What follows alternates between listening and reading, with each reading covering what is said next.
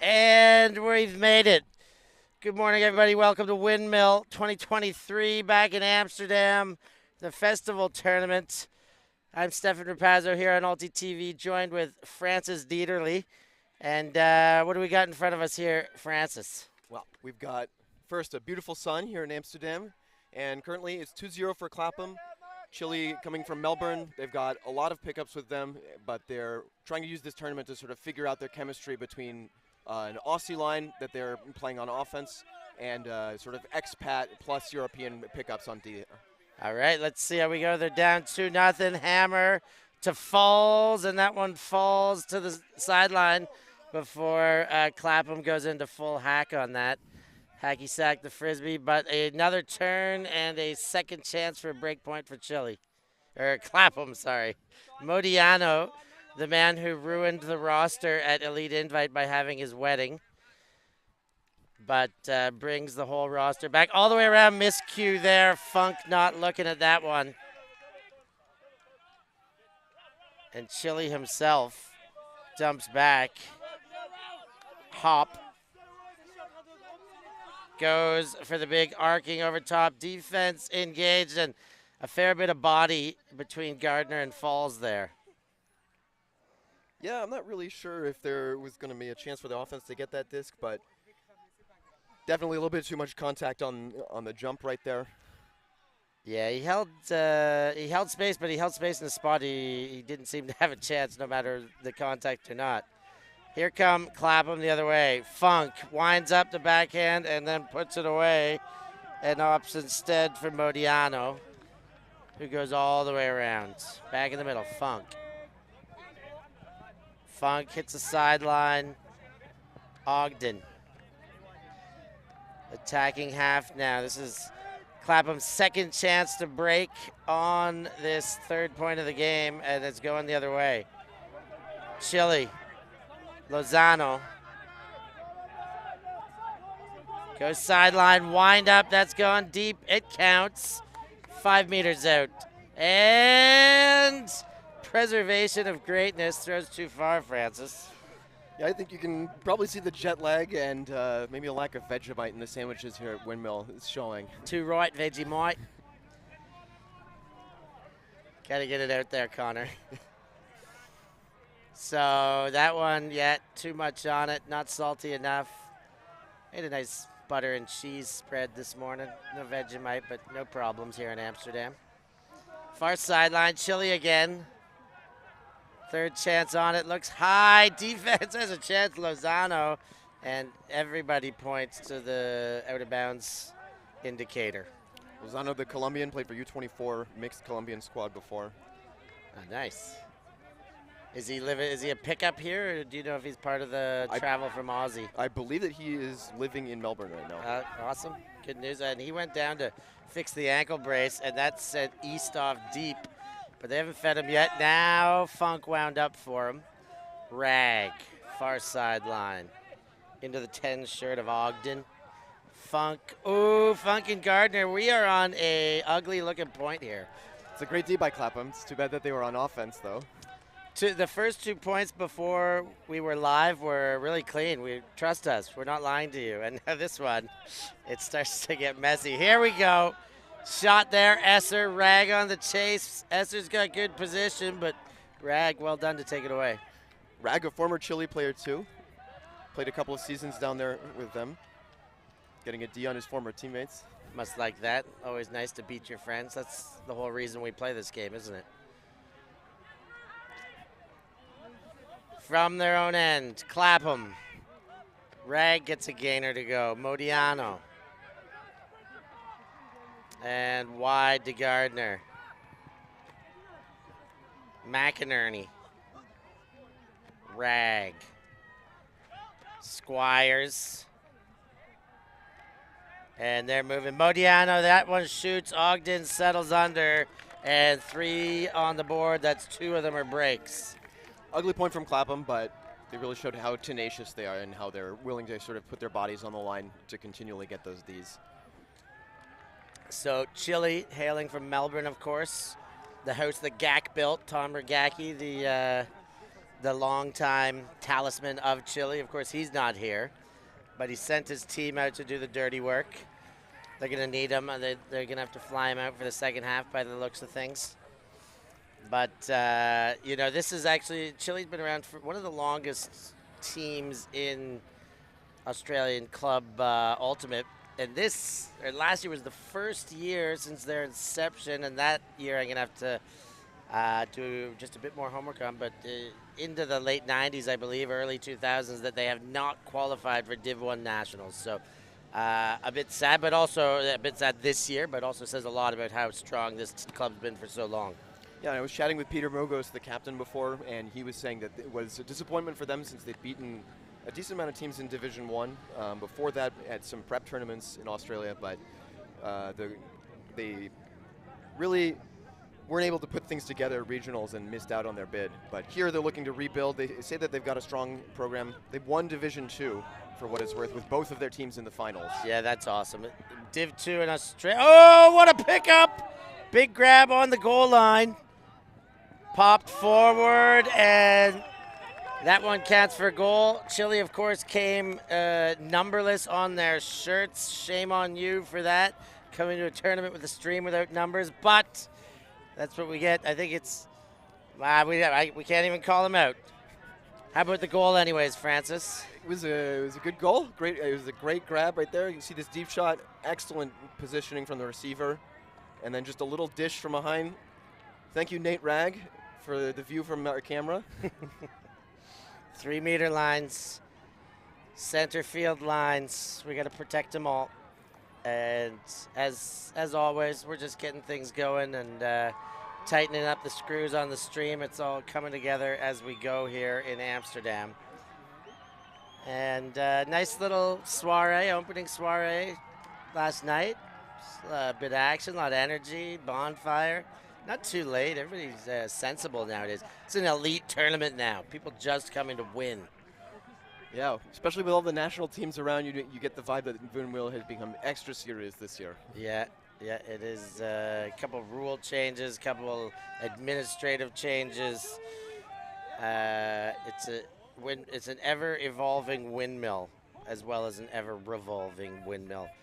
Mead winds up. He's put it to Justin Ford. Why not? Because he's going to win even with 2 defenders. He's got East in the end zone, but he dumps it back to Mum. Right back to Ford, and bim, bang, boom. Hillman collects. That was pretty tough for him.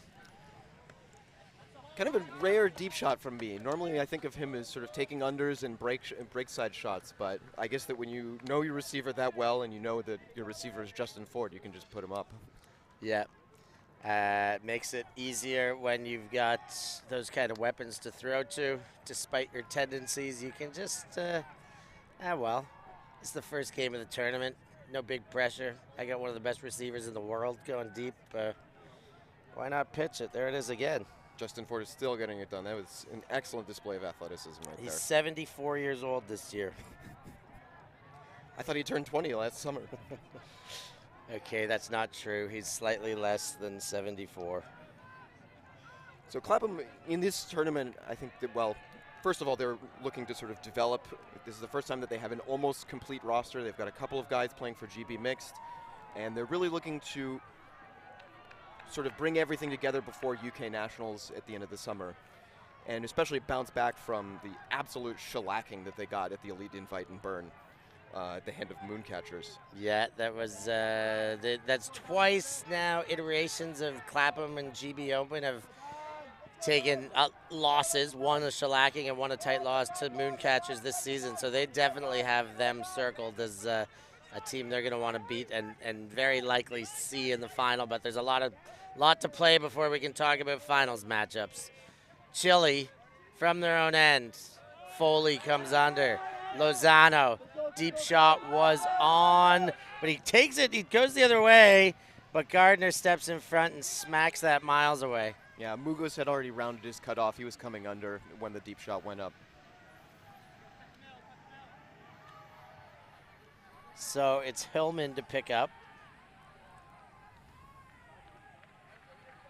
And he gets butt on a very easy under to initiate. Now it's East. He cuts inside to McInerney. Break to Gardner, far sideline. Gardner gets a gainer, Squires.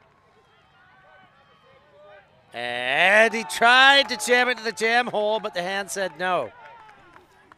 Clapham was looking pretty confident with those insides up until that point. They'd really been abusing the mark, just displaying some good fundamentals, but they wanted to go back to the well one too many times. Yeah, that's exactly it. Now Chile. Chance to follow up their score with a break. Chance to, of course, never comes under. Pickard gives and not going to be able to go that far. How's the weather today, Francis? It is light and breezy. It is very comfortable. Probably going to get a little bit too hot in the afternoon. Yeah, if it's this hot at 9:30, it's nice right now. It's beautiful, but geez, midday is going to be a scorcher today. East with the disc to Hillman. Hillman gets butt under. He was having a peek at his brother, but opted not, and then to McInerney. And Clapham keep putting scores on the board. That's 4-pack to 1 right now. Clapham really imposing themselves pretty early on in this game. And again, Chile, I think that, well, I talked to them, they said that they're not really, they don't really think that they have the legs to run with Clapham in match defense. So their defenses are going to try and vary, but first they need to get a point on the board so they can vary those defenses and get those junk sets and zones together. Right now, Clapham is just doing what they do. They're playing boring ultimate, they're throwing to open people, and they are doing a good job of that. We hate to say how efficient boring ultimate is, but that wins you a lot of games. We know we love seeing Mooncatcher style from time to time and blowing it open, sideline to sideline hammers, and hucks every time you hit a power position, but we know all too well that bouncing from sideline to sideline and resetting, it tends to win some games. Tends to win you some games consistently, too. The Mooncatcher style is flashy and it's wonderful to see, but so far they haven't been able to replicate the same level of consistency as Clapham. Yeah, that's one thing people would probably not go as far to say right now, that Moon are consistent. Good, awesome, fun, yeah, consistent. Probably not the word that slips out of the tongue. All right, Chile. Next kick at it, down 5-1, pardon me, from last time I said 4. From the brick mark, old green sleeves we'll call them for now.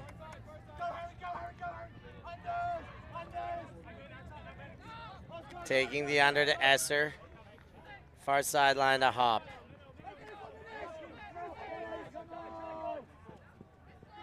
Wolfarth, potentially what that reads on the back. Oh, the blind look, and he does get a bit out of him. Hand on it, but bounce off. The deep is on. It's still on. No, Rag goes back to Martin.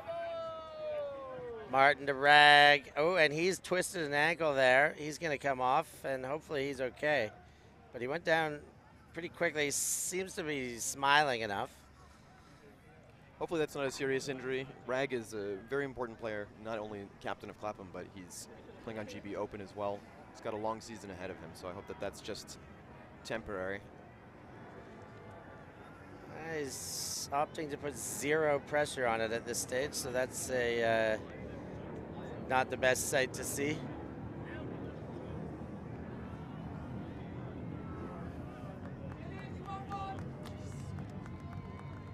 So far, Clapham's D-line has looked very good on defense. On offense, they still are searching for the same level of consistency that they found in the first points. Let's see if they can be as efficient as they were before on this possession. So, Gardner brings it back into play. Ogden.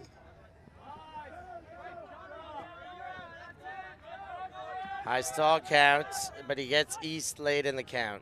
All the way around. Modiano. Back to East, and they play a little bit of catch. There's 2 in the backfield. Forwards to East, far side, and back to Modiano. Funk and Clapham right back into the attacking end now.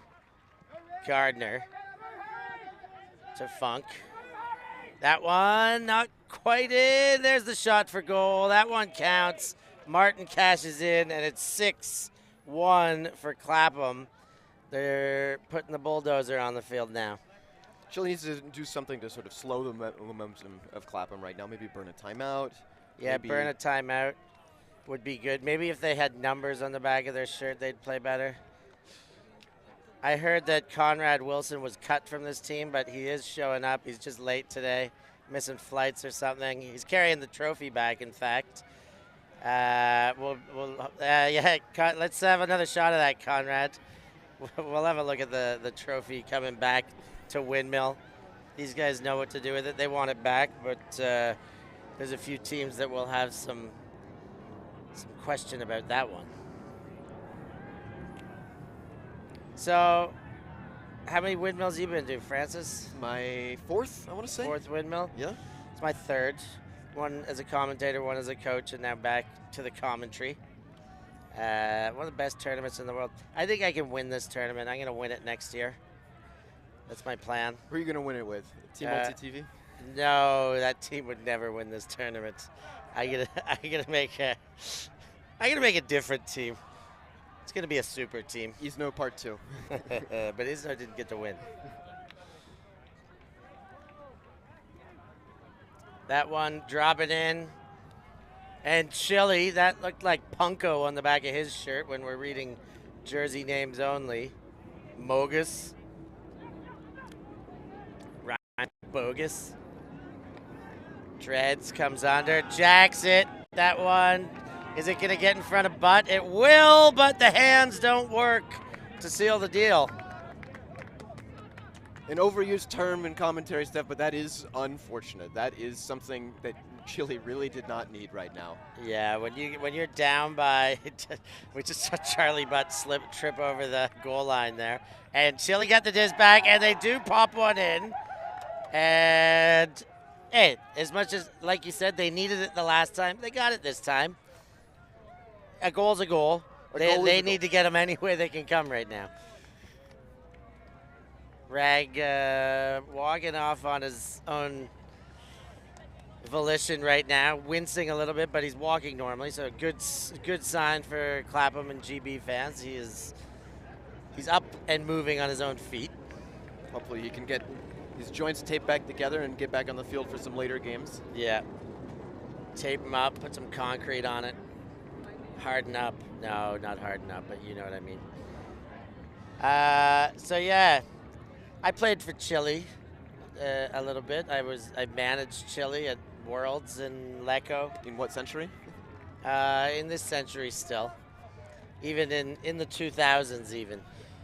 But I wasn't even, I spent a decade in Australia, but it was between 2006 and 2016. So Chile, when I got there, were defending champions. They had won, I think, 2 of the 3 national championships before, and then they lost again the first championship that I went to an open. And no, it was a couple after I'd been there. Anyhow, 2011 they were back in the final, and they lost that one to the newly formed Colony, who are now Gonzo and Sunder, have become Sunder. Gonzo, not like they're not called Gonzo, like they are gone. Gonzo like Alonzo. Abrams, East and Long, back and forth. Now Ford gets into the action and sends back to Mum. Everybody wants to reset to Mum. No, now Martin and Mead playing together, and now Mum. Mum chisels, gives and goes, and does a lot of great damage to that zone front. Martin goes over to Long,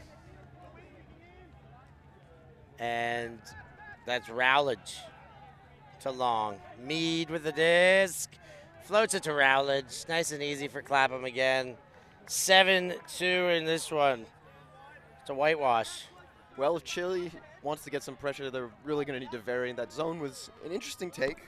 Slowed them down a little bit, but Clapham is absolutely willing to take 1,000 passes to bring it to the end zone. Interesting moment right there on that point where Justin Ford, instead of opting for a backhand through the, what we call the Arizona backhand, a forehand to the backhand side. Here, just easy give and go, dump swing, and Mead just floats one in. Easy for rollage. Easy does it. So, Steph, since you know this Chile team, how would you say that they have evolved over the years from their championship, from their salad days, so to speak, and their winning? I mean, it's a tough one. Like Melbourne Ultimate has, there was the rise of heads of state who came and pushed Chile for a while and, pushed them to the brink. They did end up winning one before Chile won after their heyday. So Chile won those 2 or 3, and then they went toe-to-toe down in Victoria. But, I mean, I say the house that Gak built, but that is a big part of how this team changes. Like, you have a player like that, like one of the best players who's ever played this game, really. And when he's, one, getting a bit older, 2, starts playing, selective seasons, not all the time. And this team, but I will say the Chile club has maintained. I know Gak's still a big part of it. Stevie Campbell's a big part of it. A lot of the mainstays. Junker still plays. And they're putting a lot into the grassroots end of it now, and hopefully that'll pay dividends to put their elite club back on top. Of course, Ellipsis now in Melbourne too, so there's like 3 very strong teams just in Melbourne, never mind the state, never mind the rest of the country. Nice take up high there.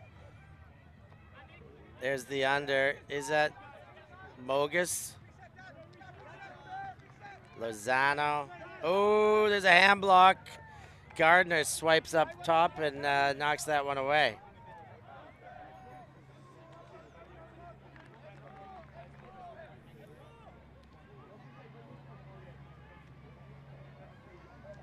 Squires.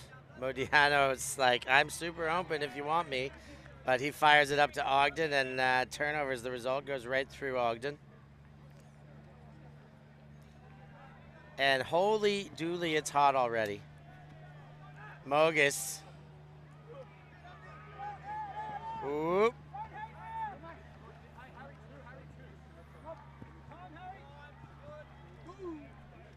That looks like white. Wind up. Outside in. That's a hospital pass. And is it in somebody's hand? No, it goes to ground. It went straight to the emergency room. Yes.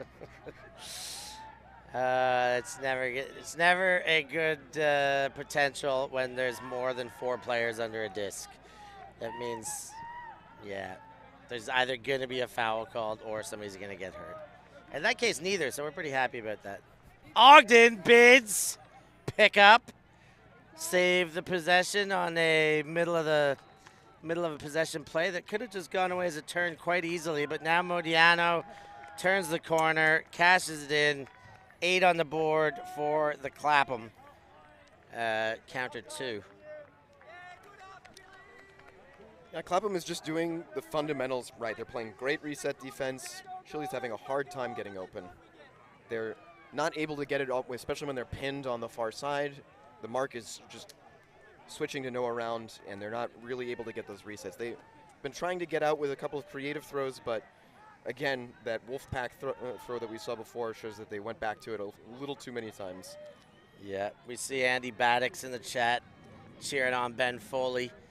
Of course, ex-Adelaide teammates, maybe still. They play down in Adelaide with Outbreak down there, which was once Karma. Anyways, it's timeout on the field. We'll take a little break and be right back. Is this mic still muted? They're on. Is this mic muted when the ads are on, I hope, like last time the French one was? All good so far? Yeah. Good with you? Yep. Cool. Yeah, you tell me if Felix and a couple of people told me that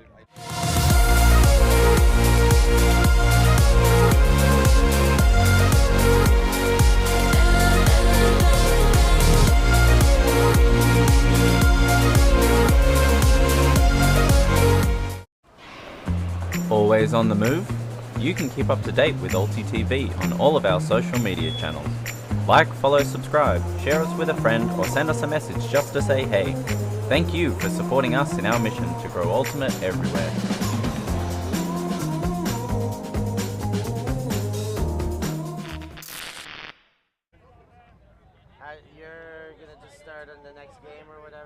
Thank you for being awesome in the morning.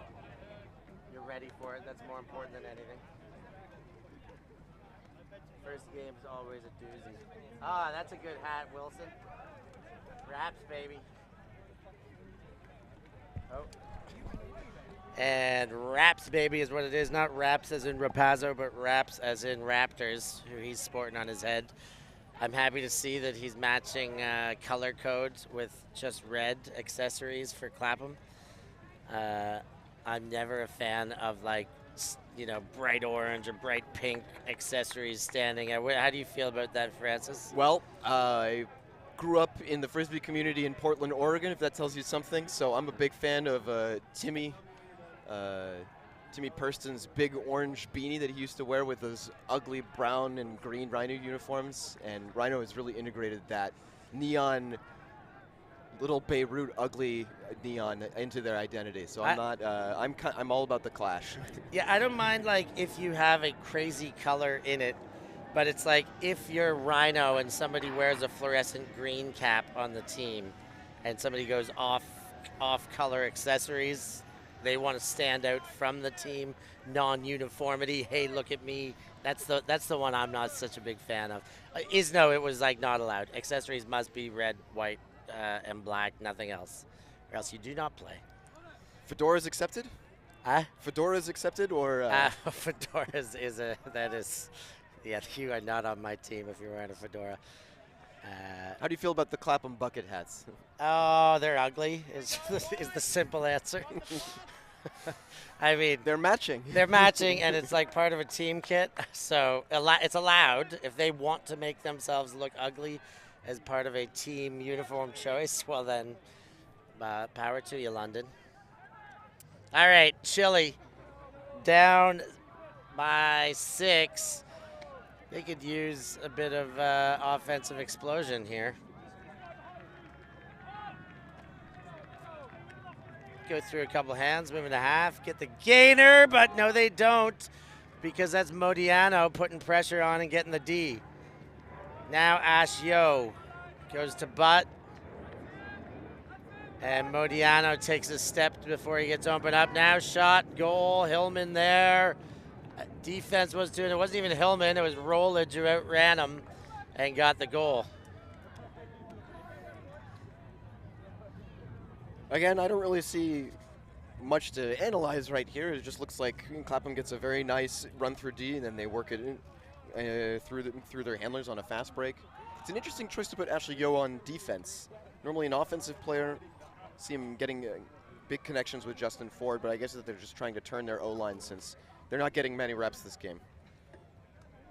Yeah, it seems about right. They're probably, as you said, just if you're gonna have the O-line on the shelf, which you do, they've got to be patient. I always will say that as well. Like, you know, oh, you don't get to play. Does that mean we're destroying the other team? Oh, do you need a point? Okay, you can go have one.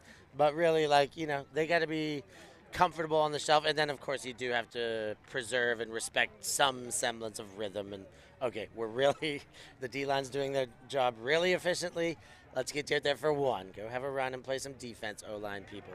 Absolutely. I think that an offensive player, if you know that your defense is killing it, you've just got to be patient and cheer your teammates on, just like the D-line does when the O-line gets in trouble. Yeah, exactly. There's got to be the buy-in, full respect from one line to the other.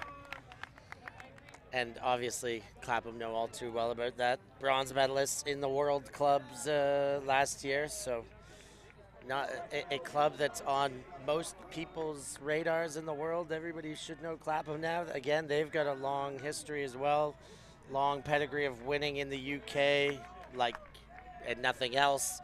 Winning a lot in Europe just the same, and getting a D right there is the 77 shirt. That's I believe that's Hugh Knapp, former Furious George player. That is indeed. And zippity doo-dah, that goes from 22 to Squires. That's East with an assist. And Clapham pouring on the pressure, 9-2. Just about 30 minutes into this game. East really threw a worm burner right there. His receiver did him a favor to pick that one up in the end zone. And you'll notice our clocks are counting backwards for the first time in ULTI.TV history. This has been one of the longest points of contention in the ULTI.TV chats. There's been some consistent screw twisting, probably mostly by Ravi Vasudevan. Boo Ravi. No, we don't boo him. Ravi we love him. Rexpex Rexpex Francis has to get that in, which I love. But I think we've all slowly come around to it one way or the other. How much time left until expiry is more important than how much time has been played, especially when you don't know how much time will be played, because most of the tournaments we do have some independence and they have different game lengths. So tell us what you think about countdown. We've made the change. I'm a fan personally of the countdown method, especially for a tournament like Windmill where there isn't a cap where you simply just finish the point and that's it. Especially in the Swiss draw format, the countdown format is actually pretty solid.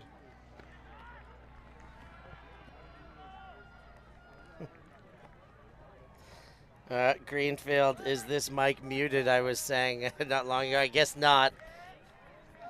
Like we said off the top, first game we're ironing out some creases, making it all happen. But there's nothing I would ever say off air that would be inappropriate for on air. Absolutely not. Nothing but virtuous words leaving my mouth all the time.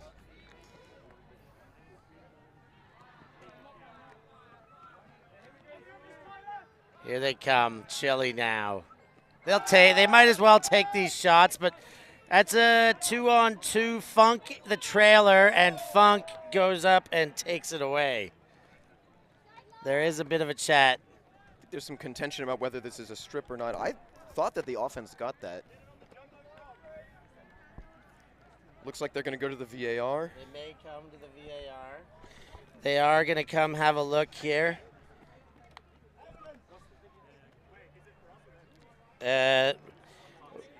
We're going to get a second look here now. Is it a discussion of a strip out there? Is that what it might be? They're playing on anyways. So the strip looked like it had some potential. Now this one deep and floating, never in. That's going to go right back to the corner.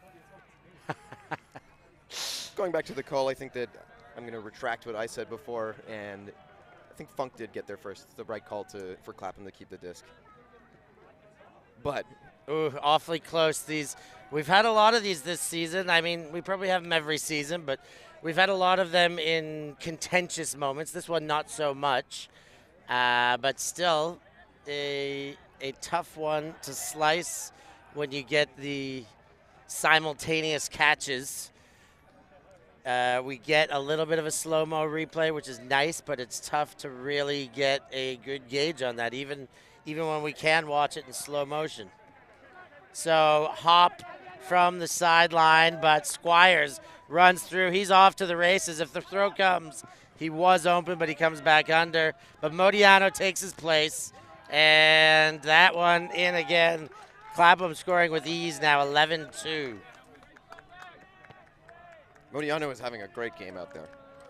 I think that that's one of the strengths of this Clapham team in general, is that since all of them are very good, but a lot of they're not all necessarily leaning on a couple of stars, is that from one game to another, if somebody says, okay, we're going to take this player away, we're really going to try and defend this one player, another person steps up to take his place. And so that's one of the sort of benefits of having this strong sort of working class ultimate, I guess you could say, for Clapham. They really all put in the work. Yeah, that's it. I mean, they've got a star-studded roster, no two ways about it. But it's not a team that needs to lean on Justin Ford or lean on Tom Abrams or lean on. And I mean, when you break it down like that, how many great players they have, I mean, they could lean on so many, but it's nice that they've got a very selfless approach to it. I think they all know too well that if they try and build an offense around a specific player, well, they're just going to waste a lot of talent around it. Otherwise, you know, make a play when your time comes and be patient waiting for your time. Brad got some ice around his ankle right now, but he's walking. Cleatless, though, so he is definitely out for this game.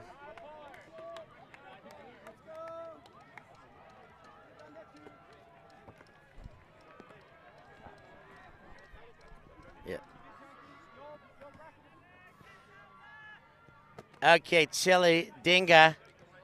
Dinga lica esta pelota. A little baseball commentary from Colombia back in the days.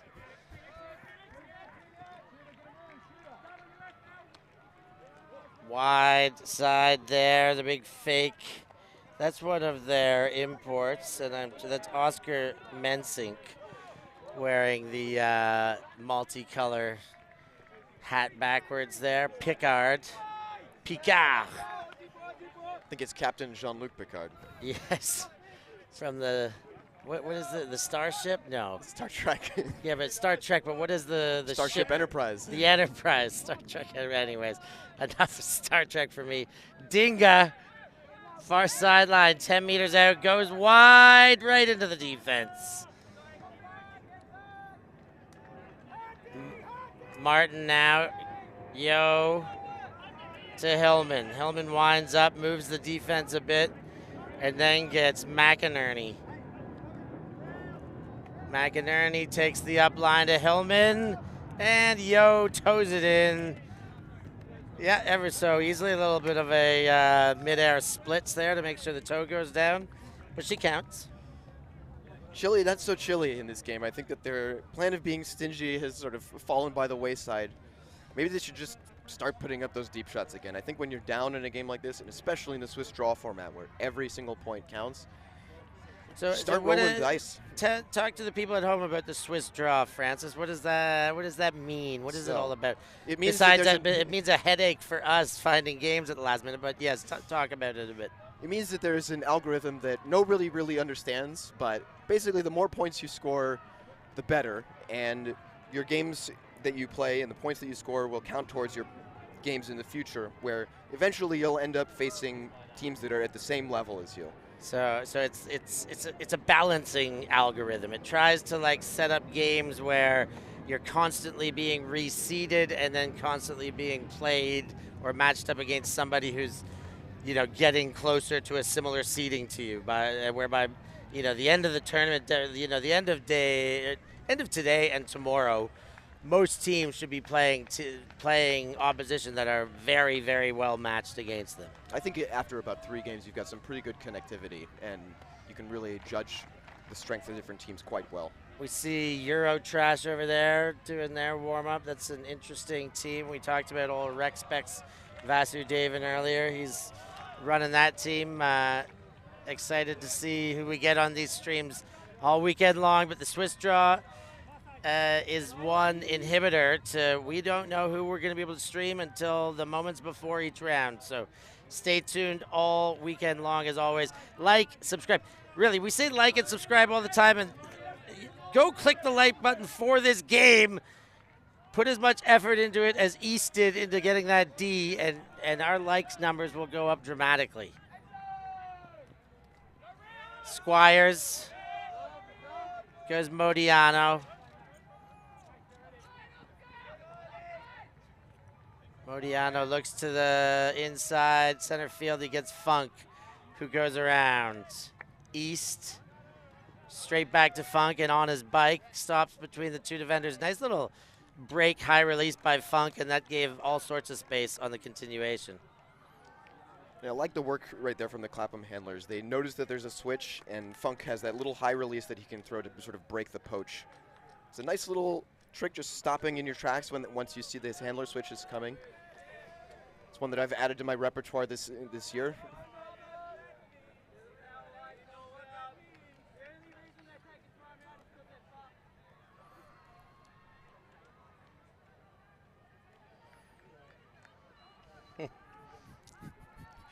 Got a little kickback on your working class kickback on the ultimate. working class ultimate. Well, we'll talk about that when we come back. We'll take a quick timeout with the players and then talk about the estimation of working class in Clapham.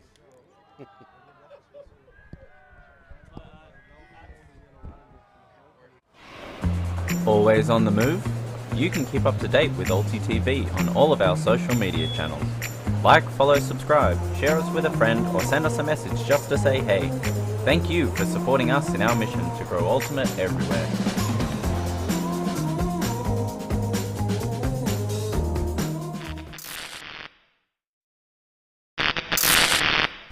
The ultimate things in life are free, and we're keeping it that way. Subscribe to keep up with the latest games, tournaments, and community content. Share it with your team and friends, and drop a like to help spread Ultimate to more people. Spread the word, spread the love. ULTI.TV.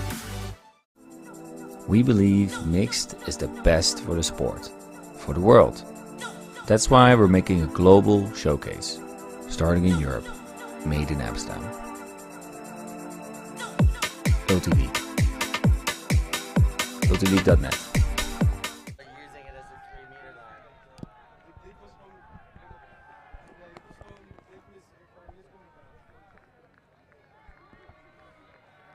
Back in working class heroes, huh, Francis?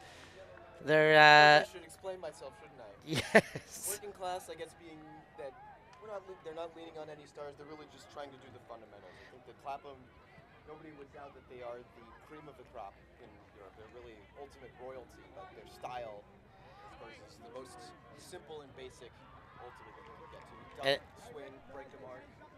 And of course, their bouginess, as mentioned in the chats. Sure, they're London boys. They probably got some nice homes and stuff and tricks and pieces, but they still buy in and play a working class style of Ultimate, and that I can get on board with, as well. As another one gets away from Chile, Hillman to Hillman. Now Mead goes back to one of those Hillman brothers. Andrew Hillman goes back to Mead again. And there's his brother Dan Hillman. Those two on a line together. That's going to be, yeah, we're going to have to make sure we mention who's who when you get two Hillmans on the field at once. Ooh, nice low release break by Mead to Dan Hillman. And another one on the board, just like that, 13-2.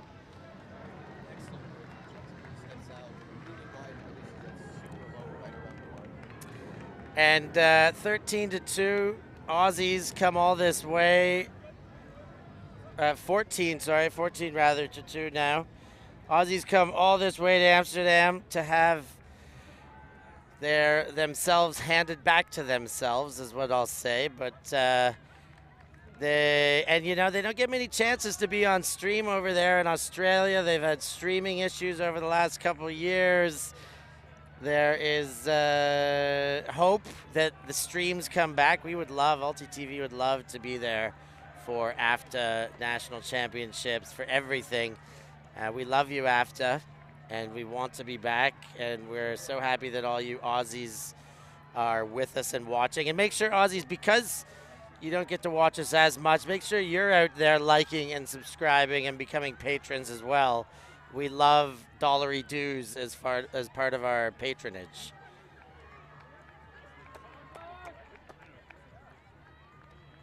So when's your first game? You're up next. My first in game a round. is about 30 minutes. Who do you got?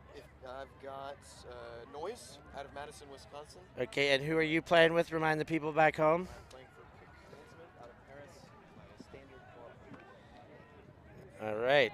So Noise, a Fenning-free Noise, as well as a couple of their powerhouse players. But they're bringing a team. They're bringing the jerseys. They will have a lot of players that do play on their top team, but some fill-ins too. So it'll be interesting to see how that one pans out for you and for the division in whole.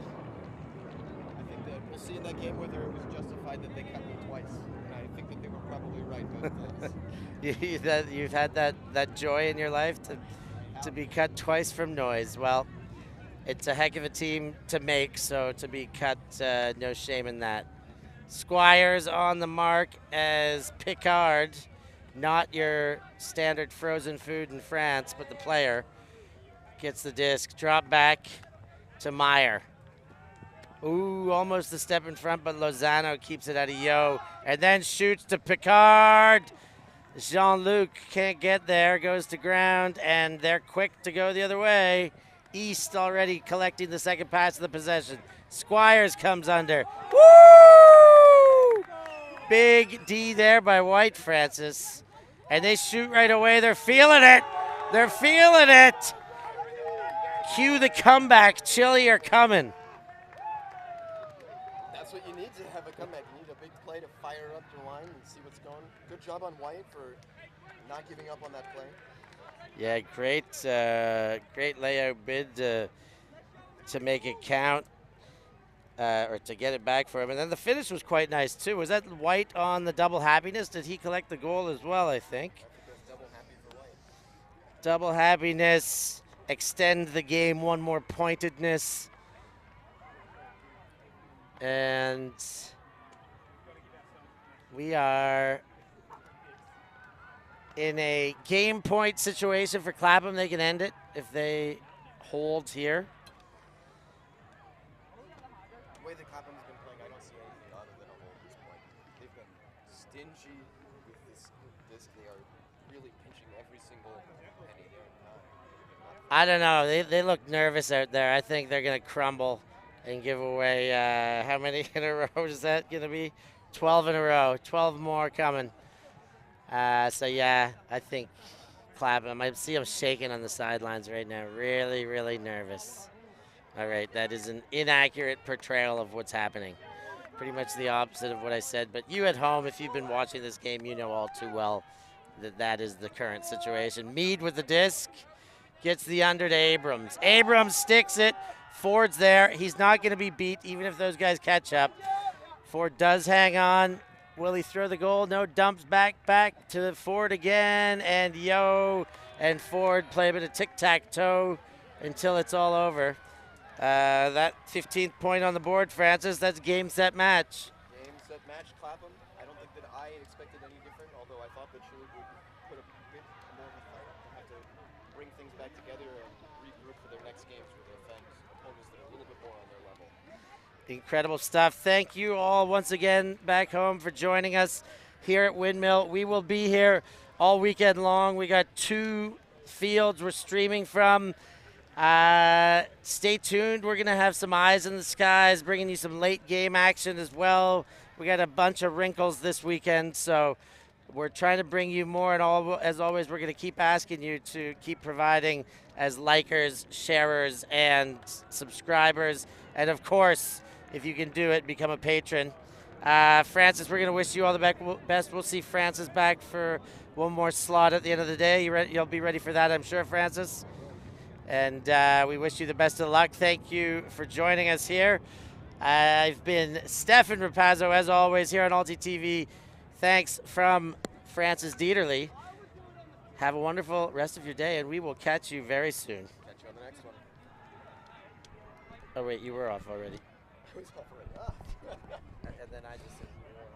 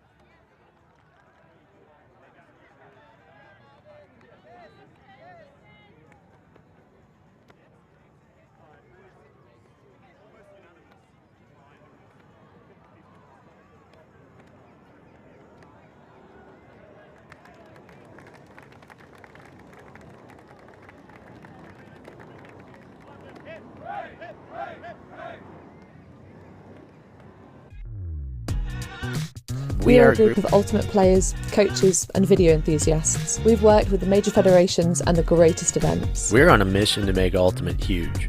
We want our videos and live streams to be free to watch. We want to make stories that not only reach you, but also reach people outside the Ultimate community. Like and subscribe, ULTI.TV, the best in the world. Become a member and fund fund our our work work. to cover more events in the future and to bring more stories and live coverage to the eyes of the Ultimate world and beyond. Thank you. Thanks. Merci beaucoup. Yeah, Ultimate.